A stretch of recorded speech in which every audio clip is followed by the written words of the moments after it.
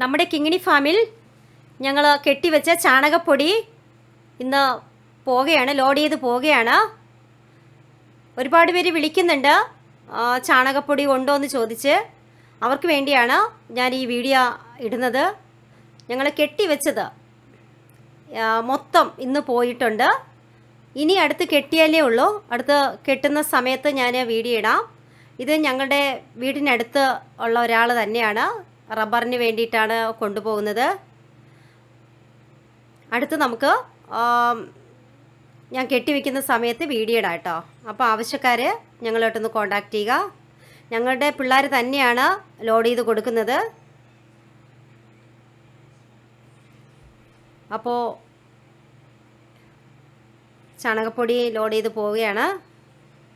ആർക്കെങ്കിലും വേണമെങ്കിൽ കോൺടാക്റ്റ് ചെയ്യുക.